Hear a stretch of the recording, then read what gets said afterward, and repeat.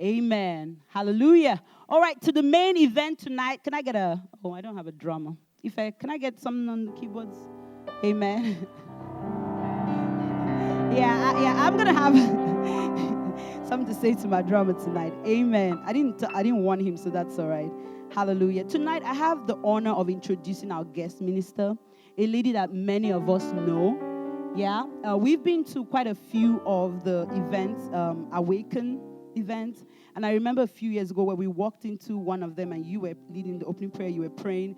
And we were blown away. There was just something about the ladies of church that just connected with her. How many of us remember that? Hallelujah. I had promised myself I wasn't going to say that tonight, but, people started handing me tissues because I literally cried throughout that prayer. I don't know. I was just overwhelmed with it. I don't know what it was. And we knew that at some point we were going to have you come minister. Amen. Pastor Jada Edwards is a Bible teacher and a discipler. She's committed her life to equipping women of all ages and at all stages with practical biblical truth to help them live authentic and transparent lives. Amen. She's always had a passion for ministry and for sharing God's word. She's served in various capacities within her local church as well as with a lot of non-profit organizations. She holds an MBA. Amen. Okay, I didn't hear any respect. She holds an MBA. Amen. All right, yeah, the undergrad was hard enough. Hallelujah. With an emphasis in organizational strategy, but her most significant education has come from the study of the Word of God.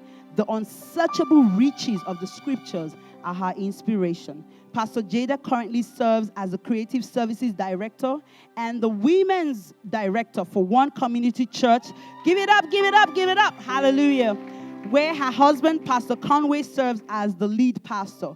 She also works with the Caribbean Choice for Christ, a U.S.-based non-profit leadership organization founded by her and Pastor Conway. Is your head spinning yet? Are you keeping track? I thought I was a busy lady, amen. Their ministry focuses on developing and equipping Christian leaders throughout the United States and Jamaica. Pastor Jada and Pastor Conway have one son, Joa, and they live in Allen, Texas.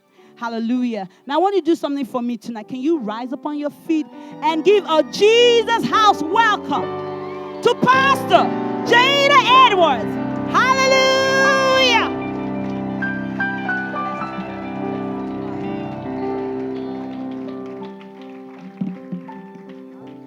How are y'all doing?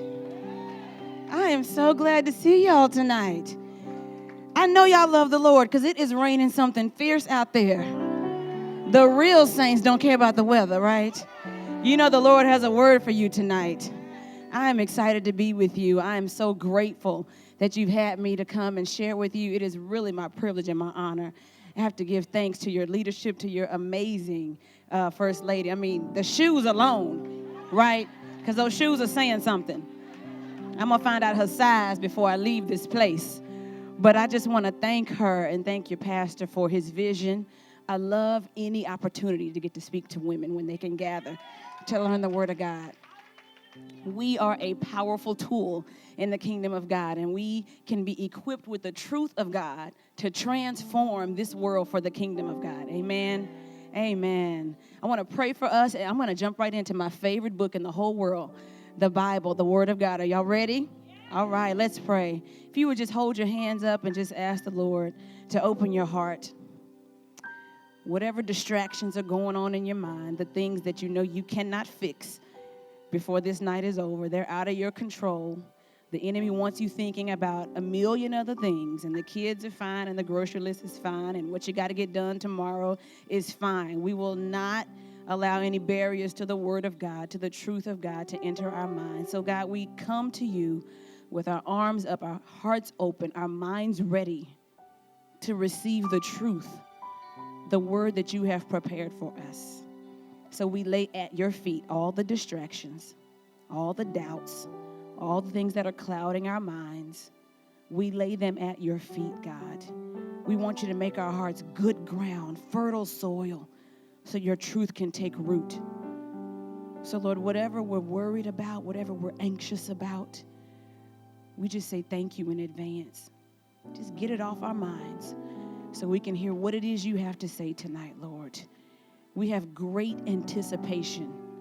you will give us instruction, and we will apply it. We will take action. We will be different because of the word that you'll say tonight. We love you and we thank you. In Jesus' name, amen. Somebody shout hallelujah.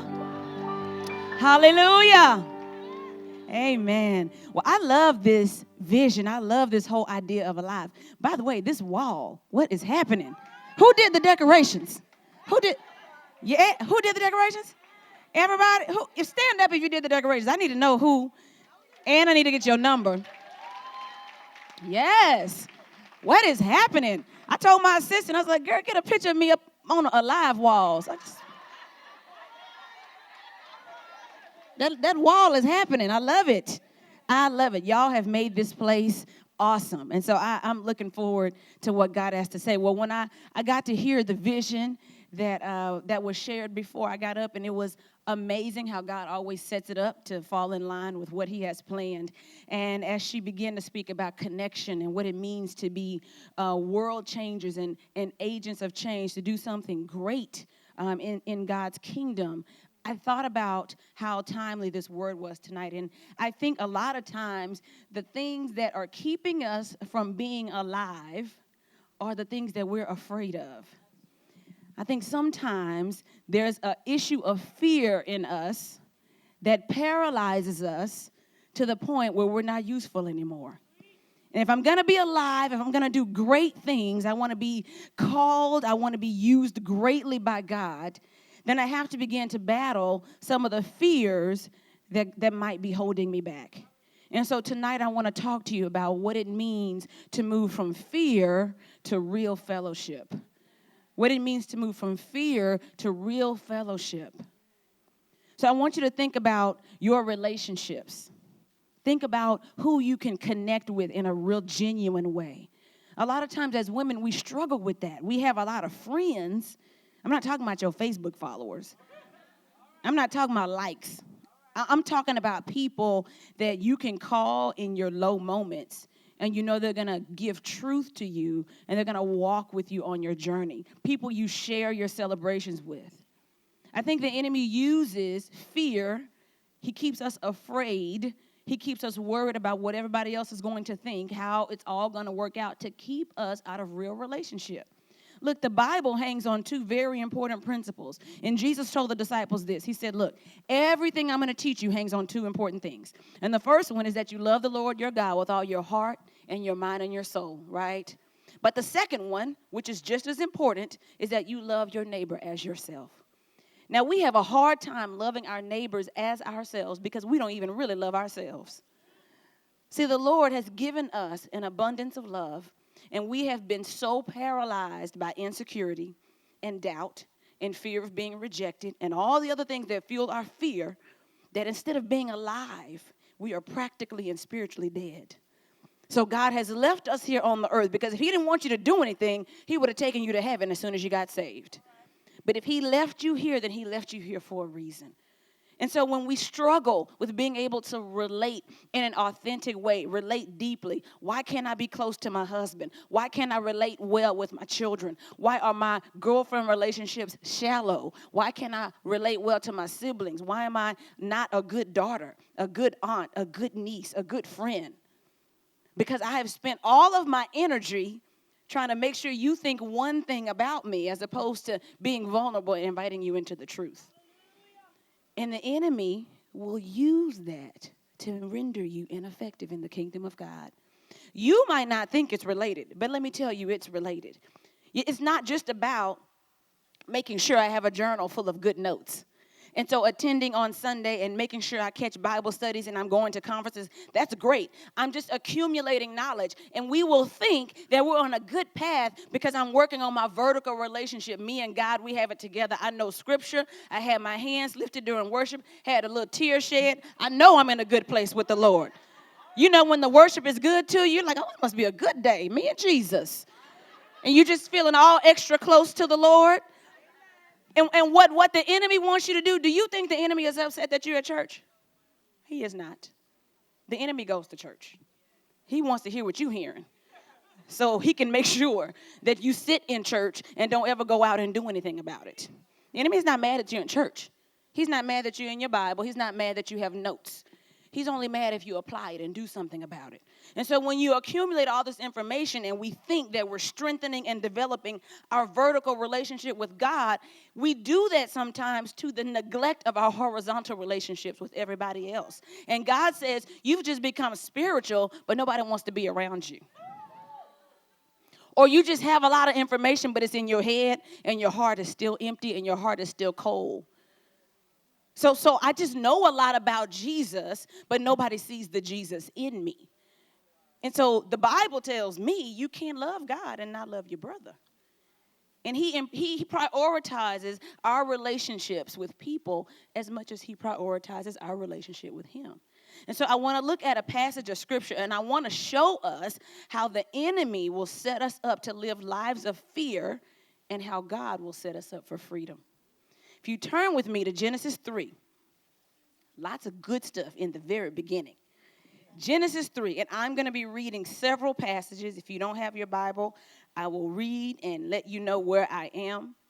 But Genesis 3 is where we're going to start. And it's a very familiar passage. Y'all are familiar with Adam and Eve. Adam and Eve, I mean, really, you could teach about 18 messages out of that passage. It's so much happening with them. But this particular evening, I want to talk about this idea of fear that shows itself at the very beginning of time. So, Genesis chapter 3, I'm going to start at verse 6. Verse 6 reads this, and I'm reading from the English Standard Version, so it may be a little bit different from yours.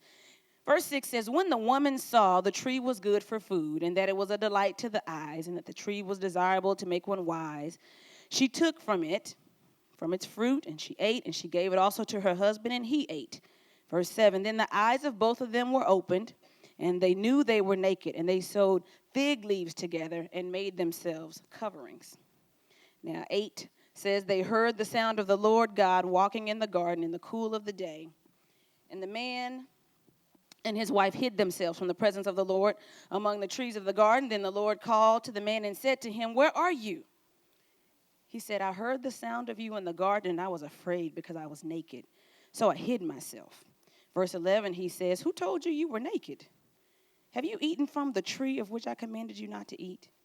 Verse 12, the man says, the woman whom you gave to be with me. I mean, it's her fault. She gave me from the tree and I ate. Verse 13, the Lord said to the woman, and what is this you have done? She said, hold on. The serpent deceived me. We're all victims here. And I ate. Then the Lord says to the serpent, gives him a curse because you've done this. Cursed are you more than the cattle. You'll crawl on the ground. And in verse 15, he says, I'll make an issue, put enmity between you and the woman. But in verse 16, he gives the woman her punishment. He says, to the woman, he said, I will greatly multiply your pain in childbirth. Thanks for that, Eve. Yet your desire will be for your husband, and he will rule over you.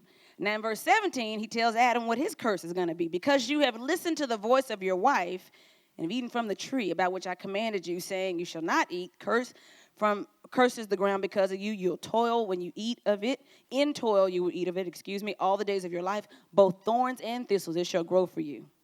Verse 19, he says, by the sweat of your face you will eat bread. You will return to the ground because from it you were taken. Your dust, and to dust you shall return. Skip to verse 22. Then the Lord God said, behold, the man has become like one of us, knowing good and evil. Now he might stretch out his hand and take also from the tree of life and eat and live forever. That's too much knowledge. So in verse 23, therefore the Lord God sent him out from the Garden of Eden to cultivate the ground from which he was taken. Verse 24, chapter 3 ends. So he drove the man out, and at the east of the Garden of Eden, he stationed the cherubim and the flaming sword, which turned every direction to guard the way to the tree of life. Now, a lot of different things are happening in this passage, but there's a very interesting phenomenon that happens between Adam and Eve as they start to realize that they have failed God. And their first response introduces really this idea of fear, how we struggle with it and how it can hinder our relationships. The first thing we struggle with fear, there's 3 particular struggles I want to talk about. The fear of exposure, the fear of disapproval, and the fear of losing control. And the first one we're going to talk about is the fear of exposure. So if you look in the very first verses, Genesis, the middle verses that I read, Genesis chapter 3, if you look at 9 and 10, you see the fear of exposure. Then the Lord God called to man and said to him, "Where are you?" And he said, "I heard the sound of you in the garden, and I was afraid because I was naked, I was exposed, I was uncovered. And so I hid myself." So the fear of exposure is one of the things that makes us distant. See, when I think that you might see all of who I am, if I am not walking in the freedom of God, my tendency is going to be to hide myself. Because if you want to hide yourself from God, you're certainly going to hide yourself from people. And God says, "Where were you?" And Adam says, "Well, I was afraid." This nakedness, even though it's physical in this particular passage, it represents the totality of what it means to be vulnerable, to be open, to be naked. And you might start getting to a point where you're comfortable with your own nakedness, in the mirror. Every night, every morning, we just kind of do all kinds of inspections, right? Because we're women. And so we're looking and we're like, shoots, when did that come up? When did that, wrinkle, gray hair. I mean, we know everything from head to toe. And you might start to develop a little bit of comfort. But when somebody else walks in, you're like, hold on, wait. Wait. It's almost like, when you have to go to the doctor and undress, and you're trying to tell yourself, he's seen it before. He's seen it before. But every time he start inching and touching some stuff, you're like, Do you have to touch right there? And they're looking, or when it's time, when you walk in, what's the first thing to do when you walk in? Put your tail on that scale. And you go in, and you're like, hold on, my earring's heavy. Hold on, hold on. You're like, hold on, I got on all these sweats. I'm heavy today, Oh, you know what? I just ate some sweets. And you're like, they're looking at you like, girl, get on this scale. Because really, they're not looking at it the same way you look at it. But those are moments of vulnerability. And our tendency is, as soon as that doctor leaves that examining room and he's seen all he's need to see, does anybody else walk around in the gown and go home in their gown? What is the first thing you do? Before he's out the door, you're like, yes, I need to put my clothes back on. Because our default is that when we're exposed, we want to hide. And so Adam finds himself face to face with God. And his first response when God was looking for him was that he hid. He said, "I was afraid." And so we see right away that fear was causing damage between Adam's relationship with the Lord. That's what can happen. Now, when God asks a question, y'all know, God already knows the answer. So when he's asking, "Where are you?" When he's asking any question, you can just put the word admit or acknowledge in front of the question. That's really what he's saying. Adam, admit where you are. I know where you are. Are you going to admit where you are? Because when it comes to exposure, if you want to have a vulnerable relationship, if you want to be able to relate authentically, you need to be able to say where you are. You've got to be honest about where you are. If you know you're struggling with insecurities, you know there's demons that you're wrestling with, past hurts and past wounds, you can't act like you're something that you're not, because then you'll be building a relationship and connection on a false sense of reality. And God says, "I don't even know why you are taking the energy to try to lie to me. I already know where you are." But we do it anyway. We do it anyway. We get down on our knees and we pray. We're like, "Lord, just bless so-and-so." And somebody you don't like. And you're just like, but bless her anyway, because, I just want to forgive her in my heart. And the Lord's like, this is lip service. And he's saying, "Where are you?" And you're like, "No, I'm good." He's like, "No, you're not good." And I'd rather have an honest conversation about where you are than trying to paste over some spirituality so you feel better. So he's saying, "Adam, where are you?" And Adam says, "This exposure has made me afraid. I was afraid, and so I hid." Now, we have these stages when it comes to exposure, what it means to be distant. When I said exposure makes us want to push back a little bit, disconnect makes us distant. The idea of exposure leads to 2 or 3 different things that wind us up at this distant kind of place. And the first thing is shame. What happens a lot of times is when we get exposed, we feel shameful. We feel ashamed.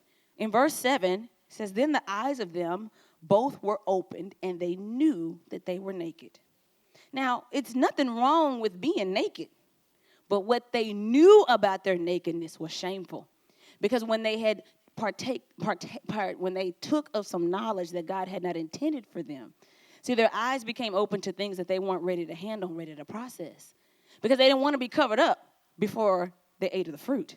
But something about that eating of that fruit, which God told them not to eat, stirred up that lust. It stirred up that sinful desire because that act was committed out of rebellion. This wasn't something God gave to them and say, I want you to enjoy this. This was something that they took against his will. And so when they realized that they had failed, shame. They realized they were naked. And a lot of times, ladies, let me tell you, we are so bound by shame. You're thinking, I want to have this relationship. And you know what? Now that I've come to the Lord, I just want to start my relationship right here. I want to forget about all the past. And when I walk into this church and when I walk into this conference, when I meet my new friends in the Lord, I just want them to know who I am today moving forward. We don't need to talk about the past. The Lord has redeemed us. Amen. And the truth is, we're really not free from it. We're still struggling with the shame of it, and we're trying to act like it didn't happen. And God is saying, I don't want you to be ashamed. Everything in your story, I'm going to use to redeem you. He says, if you deny the fact that you once had an abortion, when that girl comes your way and she's struggling with that decision, you act like you don't know what she's talking about. I'm giving you an opportunity to minister, but you got so much shame going on with you, you just tell a girl, I'll pray for you. And what he's saying is, don't tell her you're going to pray for her. Tell her you know what she's going through. Walk her through that situation. And let her know that you made the wrong choice, but it's okay because you still are redeemed. When you're talking to that woman and she's telling you she's not sure if her husband is faithful and you know you've walked through that same battle, and you're like, girl, well, you know what? I'm just going to pray for you. And the Holy Spirit is telling in your mind, you know, he's saying, say it. You better tell. Oh, really? Oh, okay. All right. Because you are more concerned that she thinks your marriage is perfect than you are about walking a sister through a rough moment. See, that is how fear keeps us from being alive. See, I'm dead to Christ because now I can't even invite you into how God has healed and restored my marriage. I can't even share the good news of how God has delivered me and redeemed me and healed me because I'm not willing to admit where I was broken in the first place. And so that exposure, that vulnerability, it makes us feel shameful. And you know what we do next? Then we cover up. We're like, let me hide it.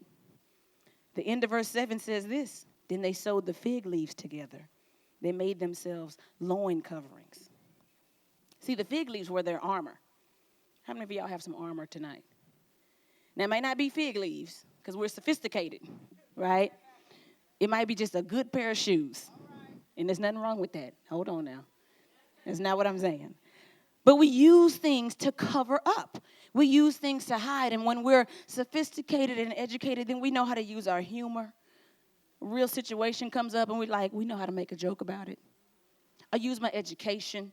I don't really want you to know me, but if you just look at my accolades, if you look at my achievements, we strive for status and possession. We do those things because, this is the mask that I'm creating for myself. And if you think about how much effort we put into what everybody else thinks about us, it's just a loin covering. It's just a fig leaf. It's just a souped-up, glorified fig leaf. It's just a way to keep the real me from ever being exposed. Because if I'm exposed, I might become distant.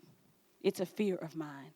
And God says, I don't understand exactly what you're trying to cover up. Because before they put the fig leaves on, you know they were naked, right? And God is like, I was here when you were naked before the leaves. So help me understand what the fig leaves are actually supposed to be doing. And we do that with God. And we think that we can create these barriers. And you say, well, God, look, I got my new Bible. And I got a lot of notes, got some highlights, got some stickies, some Post-its. I got an online message. I know some things. And he's like, I don't know who you're trying to impress because before you laid all of that on the top, I was still here. See, just because you are learning who you are, God is like, I'm not surprised. I already knew who you were. And I still called you by name. And I still redeemed you. I still restored you. I still gave you favor. I still have blessings for you. So just because you're learning about yourself, don't let that be a barrier between us.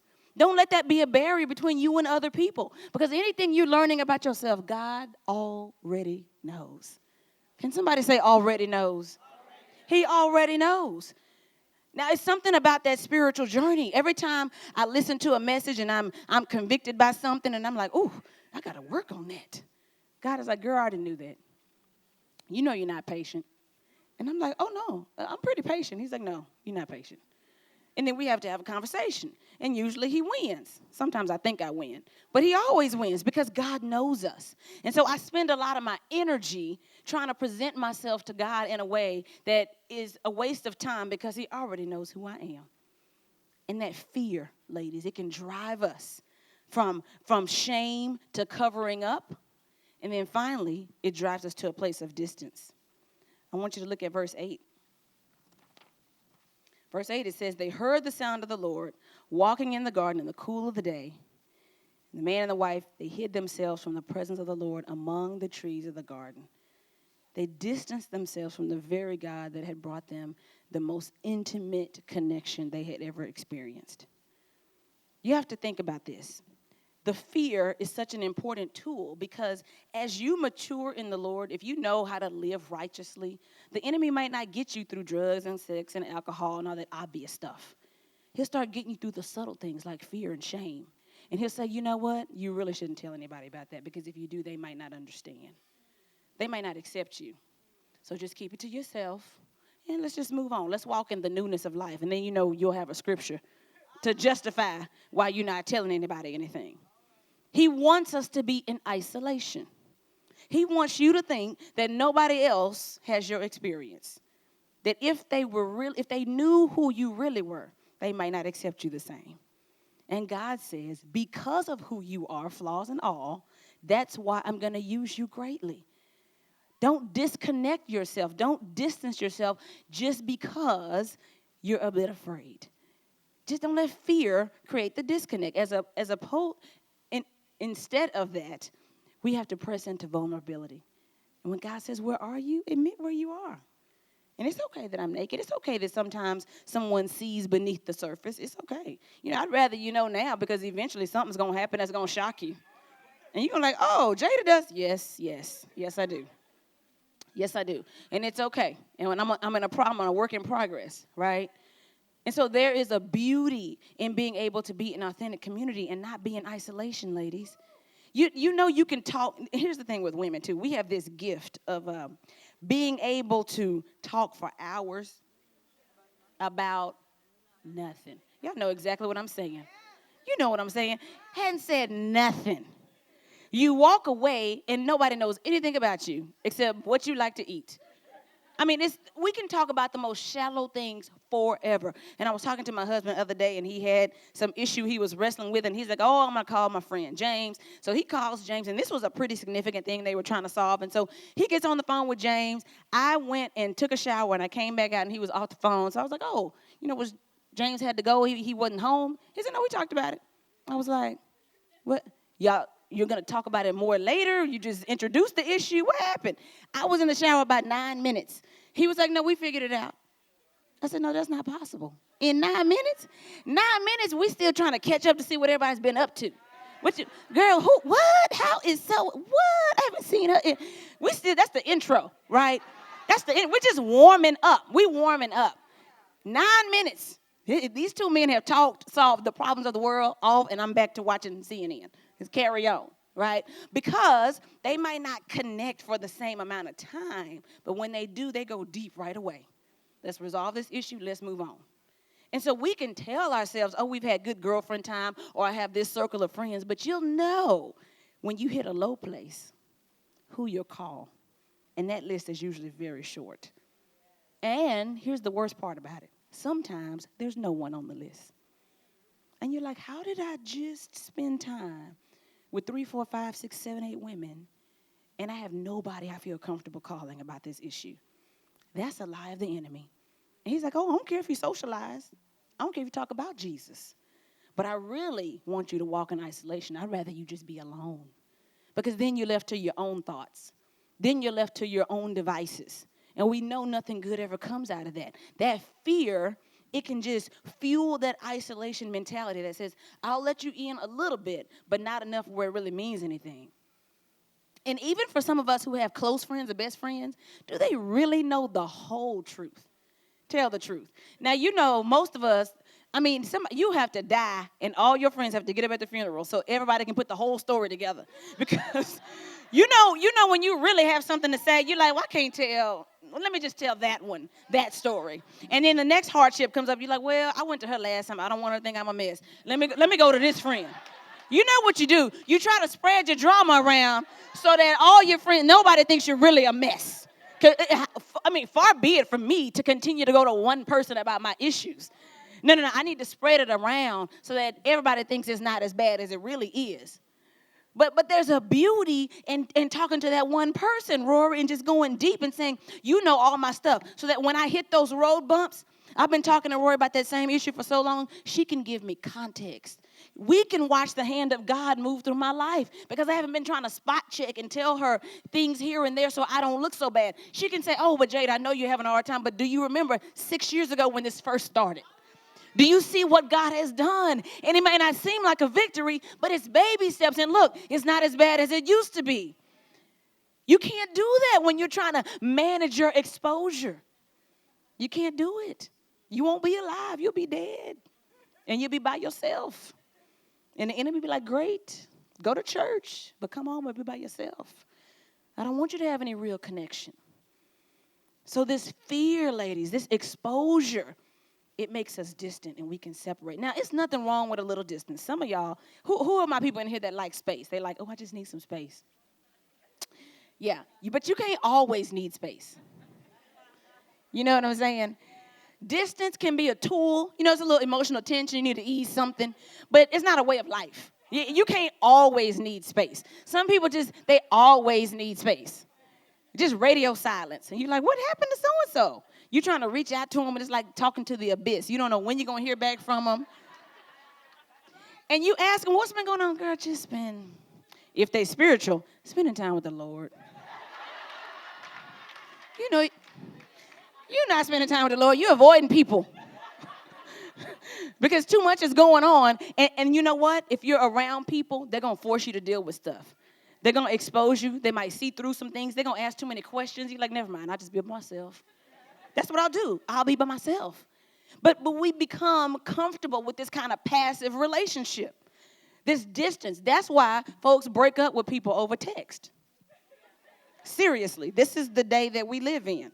We address conflict, difficult issues that need to be handled in love and with care and face-to-face over a text.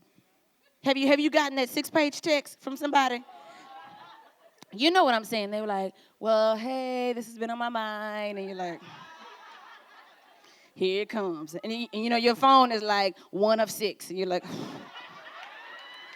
2 of 6. You're like, that's what happens. I mean, the Lord had it on my heart to address it right. It was the Lord who told you to send me this 18-page text. When really you want to send that text to address that difficult issue, you send a nasty text sometime to your spouse or to your friend, and you're just like, oh, what's going on? Such and such hurt my feelings. Okay, well, here's the thing. It takes bravery to have a conversation with someone face-to-face. And it's not because you need to make your point, but it's because you love the other person more than you love yourself. You don't want them to walk away feeling like you've dejected and rejected. They're not good enough. You need to be brave enough to say, it's really not you, it's me, but let me let you know that it hurt my feelings. And I love you enough. I don't want to break fellowship in our relationship. I want to see the response on your face. I want you to hear the tone in my voice. I want you to see that I still love you, but we need to have a hard conversation. Because I'm comfortable with the exposure. It doesn't bother me. The Lord has already redeemed me. But when I'm not, I find passive ways to deal with stuff. And maybe it's not a text message. You may have the spiritual gift of expression. Y'all know about the facial expression gift, right? So you see somebody, and when somebody you really like, you're like, hey. And somebody you're trying to be spiritual with, you're just like, oh, no, hey, oh, no. Oh, I'm fine. It's like, is something wrong? And when they walk away, you're like, oh, now she want to speak. Oh, okay. And you got this whole backstory in your head. And like my husband has to tell me sometimes, turn your face down. He's like, it's loud. You're telling me a whole lot. He's like, turn it down. He'll see me across the room and he'll be like, hey, what's happening right here? I can read everything. Because we can have a whole conversation with just our face. And so it's all of these things that we use. Let me shield myself because you might hurt me. Or maybe you've hurt me before. And this exposure thing is not something I'm willing to walk into, so let me make myself distant. The second thing that we struggle with fear is this idea of disapproval. Oh, my gosh. Y'all need to tell the truth. Who really wants? Don't we all want to be accepted? It's and you know what's funny? This is not an adult thing. If you watch kids, especially young girls, I mean, by age 4 or 5, they are figuring out what makes them acceptable. And it's different for all of us. Some of us grew up and we were the pretty ones and we were the smart ones. Some of us were the athletic ones, the funny ones, the quiet ones. Whatever your thing was, whatever people loved you for, you're like, oh, that's what I'm going to do more of. Because somebody fed that in you. And so because of that, when we do things that are wrong, when we fail, and we're going to fail, Adam and Eve failed, we're going to fail, then our fear of disapproval sets in. I'm like, oh, what if somebody doesn't accept me? What if they reject me? And my fear of disapproval, it makes me defensive. Somebody say defensive. Now, distant is one thing. When I'm exposed, it makes me distant. Okay, I can kind of push back. But when I get defensive, so now I'm not just pushing back anymore. I'm coming at you. I'm like, oh, you want to talk about me? Because when you know you're good at being defensive, you know when you have already started to form the counter argument in your head when somebody's trying to give you feedback. Well, I just wanted to, okay, go ahead. Because I have a point. I'm going to win this argument. Carry on. What were you thinking? Well, had you been on time, right, so then you got to come back with something. Because that defensiveness says, well, I can't just receive what you have to say. Look at verse 12 in Genesis 3. God asked the man a question, and Adam says, look, this woman that you gave to be with me, she gave me from the tree, Lord. And in verse 13, God says to the woman, what have you done? She said, it was the serpent. So everybody's pointing fingers, right? There's this defensiveness because now, oh man, God might not approve of me. So I don't want to own where I failed. Now I'm going to be defensive. And we start pointing fingers. We start sharing the blame. And the truth is, God is not asking you to defend yourself. The Bible tells me that God is our great advocate. He's like, I've already defended you. I need you to be free enough to tell me what really happened. That's the only way we can work through the issue. But we spend so much time pointing blame at somebody else. Look here, the Holy Spirit can't even convict us sometimes. Because he's saying, look, you know you're spending too much on that. And you're like, what? I tithe this month. So I don't, he's like, and he says, wait, but the 10% don't mean that I don't get to counsel you on the 90 or whatever you, okay, you're spending too much on that. And then you said, but wait a minute, but she spent twice as much on that. So really, Lord, this is a sale. And you know what, let me tell you the story, Lord. This is what I do to my husband when he asks me how much something costs. I say, well, originally, you have to start with the original price. You can't just get a price. You need the backstory. You need to know how the Lord came through on this sale, okay? So, I mean, this might have been $59.99, but let me tell you what it started out as, okay? It was originally $278, and then it was 40 off, and then it was an additional 30, and then I had a coupon, so by the time you get to the $59.99, you're like, oh, baby, you saved us. That's what I'm trying to do. I'm trying to be a helpmate in this household. Right? So you got to tell the whole story, all this context. And so my defensiveness now, I may have been nice about it, but the truth is I didn't want to hear what he has to say. I don't want him to challenge me on how I'm spending my money. And when the Holy Spirit can't convict me on an issue and he's telling me, look, you need to go apologize. Oh, my God. Does he tell anybody in here to apologize?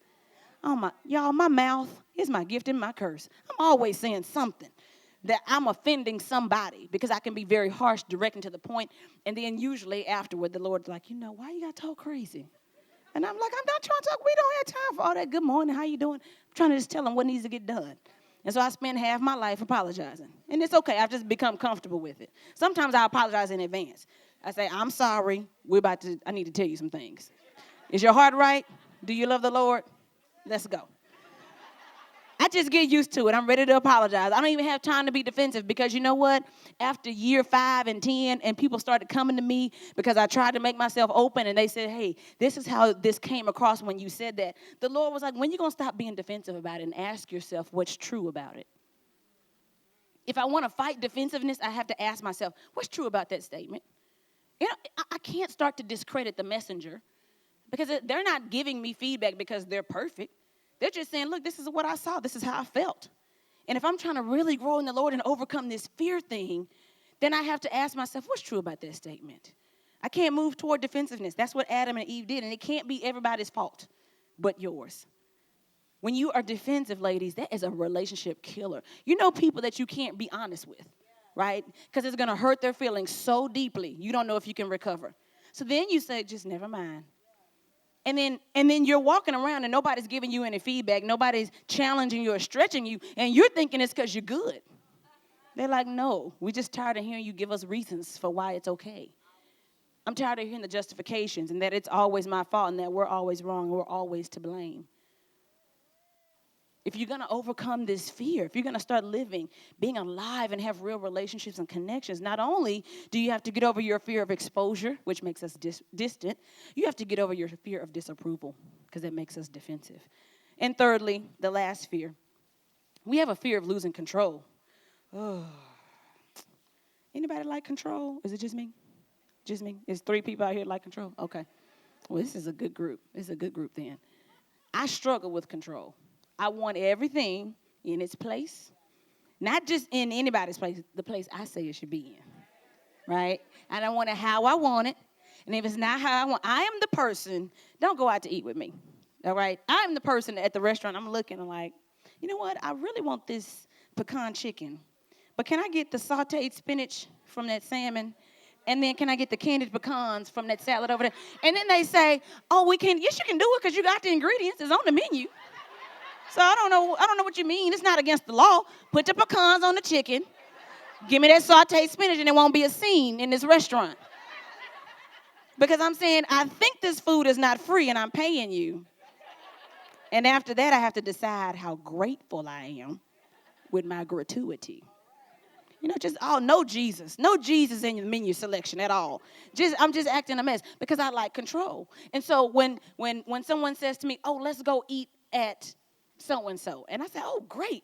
And then they change their mind before we get there. No, I want to eat. I'm like, okay, now look here. You done got my palate all ready. If you like control, you like things to be a certain way. And when they get out of control, what happens is we become demanding. Raph and we become demanding. And we're like, Lord, you better do what I said in Jesus' name. Hold on, let me catch myself. It's God. Lord, I just pray that such and such, all the things I want, and all we do at the end is say, your will be done. That really means my will be done, but I need to say this in case anybody's listening so I sound spiritual. Because when we start to lose control, we become demanding. My fear of exposure makes me distant. My fear of disapproval makes me defensive. And when I feel like I'm going to lose control, I become demanding. Let's look back at Genesis 3. And God will set you up to be out of control. Do you know that? He'll remind you that even when you think you have it, you don't really have it. Do y'all over here know you don't really have control? Look here. Genesis chapter 3, look at verses 16, 17, and 18. Verse 16, A and B, he gives the woman her curse. He says, look, I'm going to greatly multiply your pain in childbirth. You're not going to have any control over your body. I'm going to decide how that goes. And your desire will be for your husband. He'll rule over you. You're not going to have any control over your relationship and your marriage.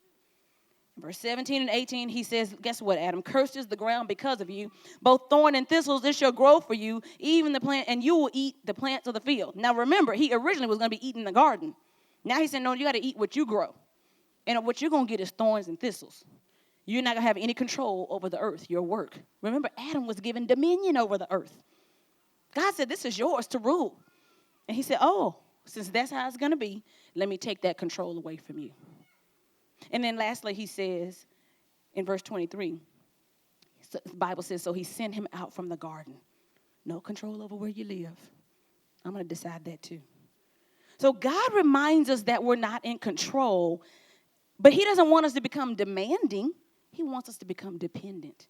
He says, look, I'm reminding you not to control, not because I need you to try to fight me to get it back, but I need you to rely on me now to a greater degree. You cannot change your son. You cannot change your daughter. You cannot change your husband. You cannot change your boss. You cannot change your pastor. You cannot change your ministry leader. You cannot change your mother. You cannot change your father or your sister or your brother or any human being you ever come in contact with. And if you think you can, I will remind you over and over again that you are not in control.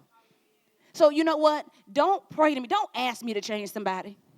Ask me to change you. Let's start there. I don't need to be controlling, because what happens is then I become obsessed with whatever else needs to change.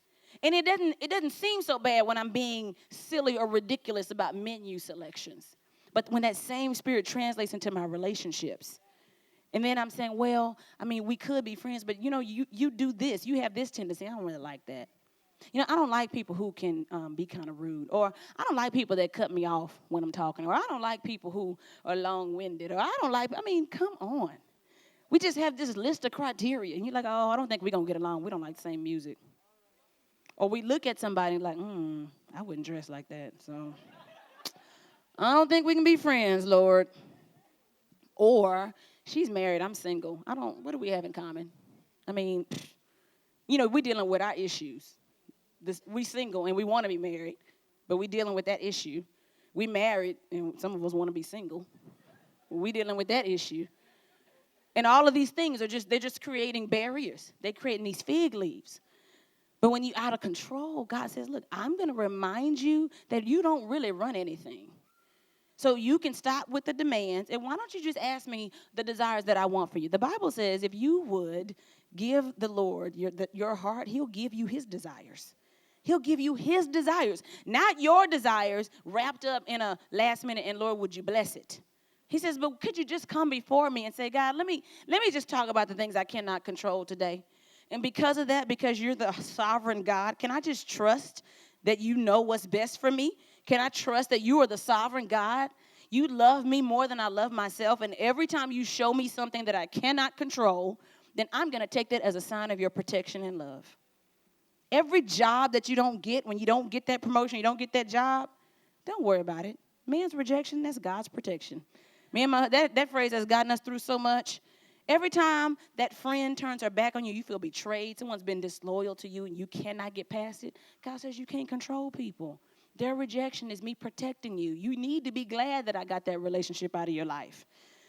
Have you ever looked back at a door that you really wanted God to open, and all it took was a couple of weeks, couple of months, couple of years, and you look back and you say, thank God he didn't open that door.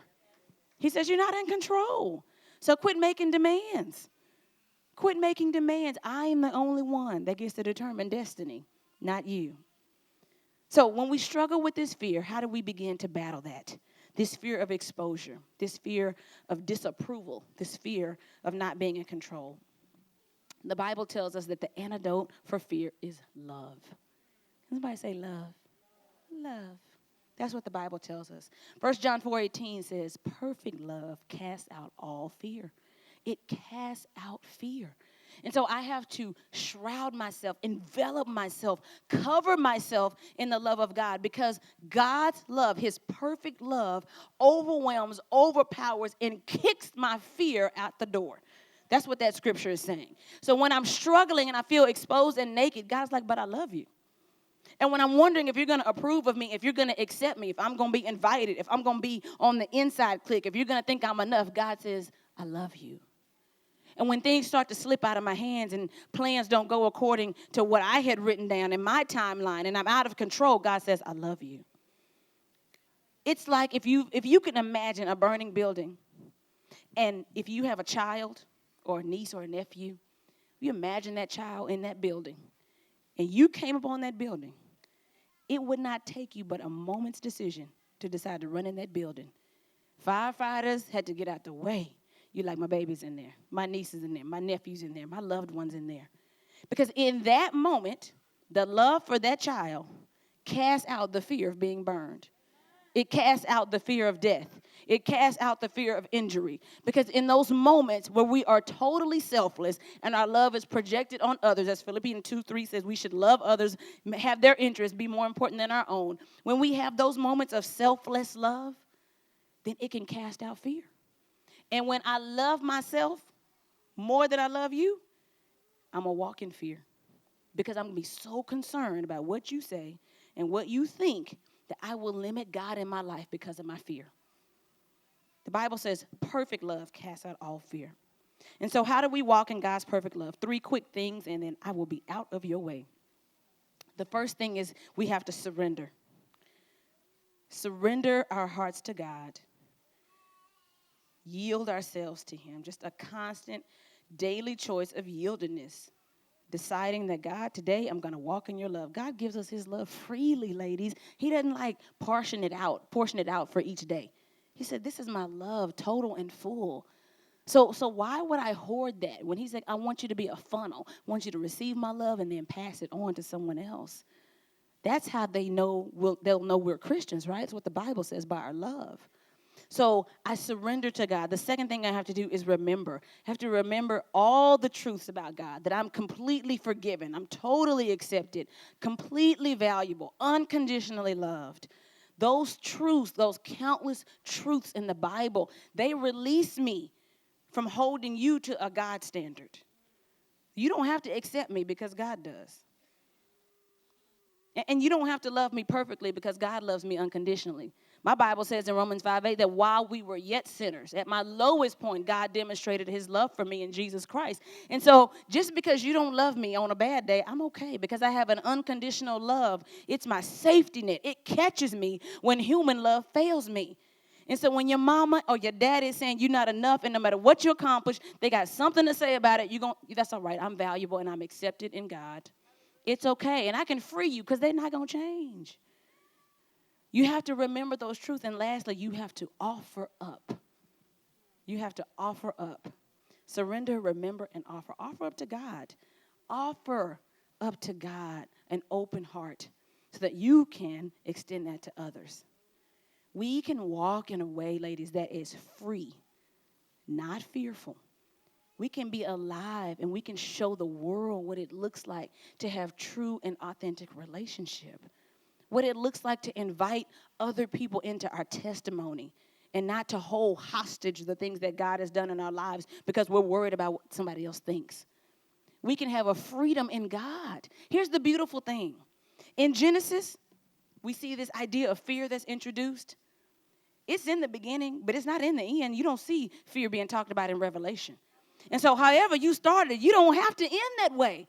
See, the first Adam came and he brought us fear and he brought us failure. But the second Adam came in Jesus Christ. He brought us freedom. He brought us faith. He brought us love. He brought us acceptance. He says, I will intercede for you. If you would expose yourself to me, be honest with me, I will stand before the Father on your behalf. And so anybody else that doesn't accept you, doesn't love you, doesn't appreciate you, doesn't value you, it doesn't matter because I have got you covered. The way you start is not the way you have to finish. And so if you want to be a woman that's living fully alive, you've got to be a woman who does not walk in fear. You have got to tell the enemy, you will not hold fear over me, because my Bible says that we have not been given a spirit of fear, but a spirit of love, sound mind. That's what the Lord wants for you. He wants you to draw the connection between your relationship with him and your relationship with everybody else. The thing that we can do on this earth is to show the world what it means to love well. And you cannot do that if you are battling your own fear. And so my prayer for you tonight is that you would invite God into whatever your fearful place is. There's some places he wants you to be vulnerable. He wants you to share that story with somebody. There are some places where he wants you to let go of those insecurities of not being accepted. And he wants to remind you that you're not in control.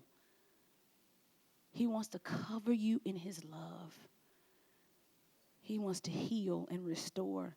And let me tell you, the love of God can reach down into wounds and hurts that are years old and begin to restore and heal and mend and make new. You can be new again in Jesus Christ. I want you to take a few moments and just ask the Lord where He wants you to invite His love in. I'm going to ask Miss Raffinay to come up here and just to sing over us for a minute. And then I'm going to pray after she finishes. I don't want this moment to pass, ladies. I think it's so important. We are wrestling with shame and guilt and all of this heaviness. And God is saying, I have freedom for you. Do not let the cross be in vain. So take a few moments to reflect, and then I'll pray for us. As your love in wave after wave crashes over me, crashes over me, for you are for us, you are not against us. Champion of heaven, you made a way for all to enter in.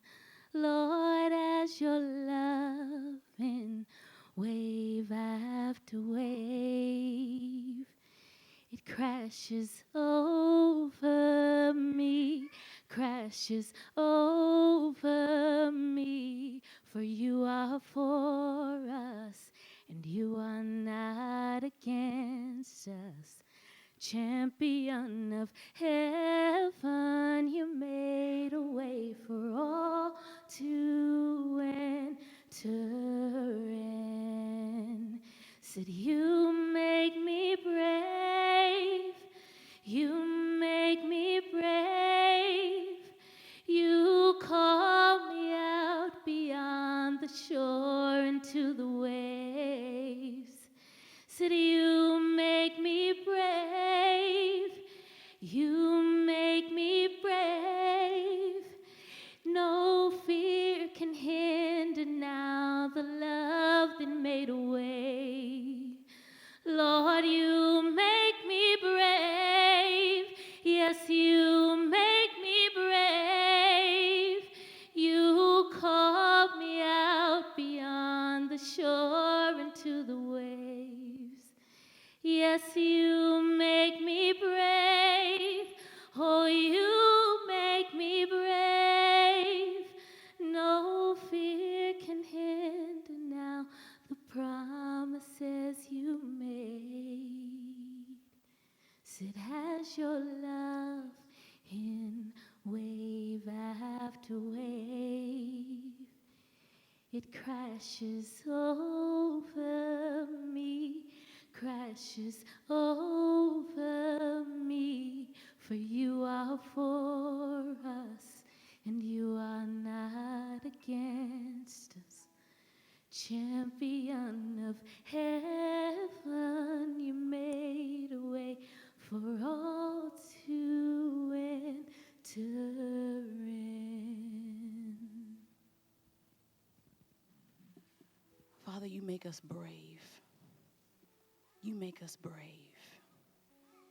God, would you remind us tonight that fear is a tool of the enemy?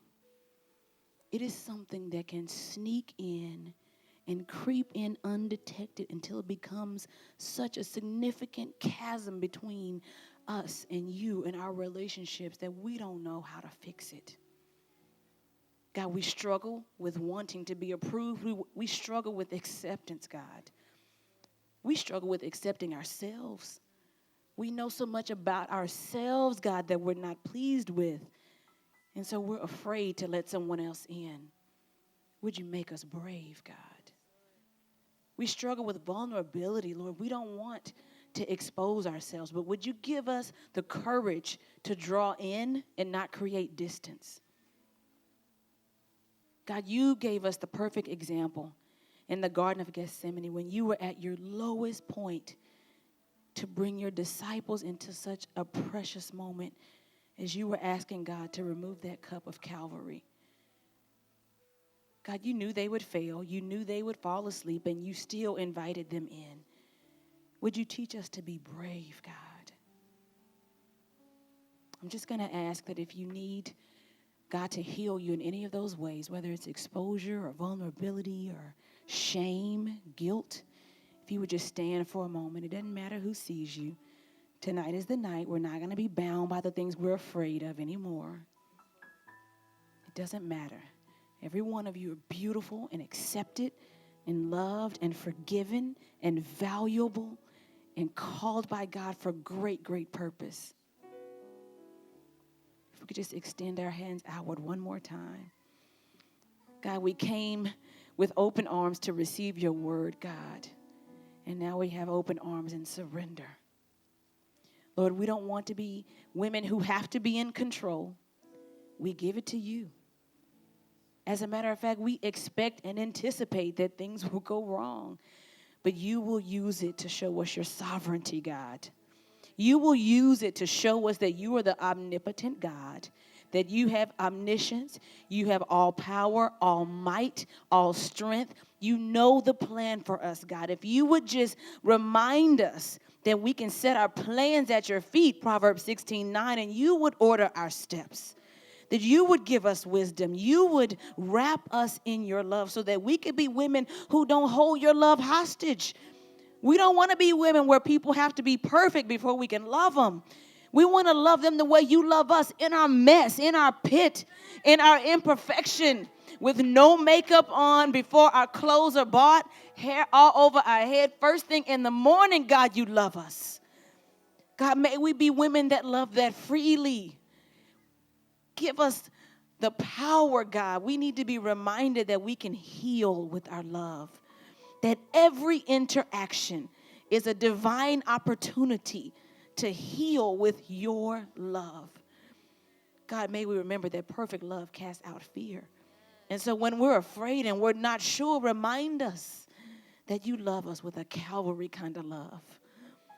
Not a casual love, but a Calvary kind of love.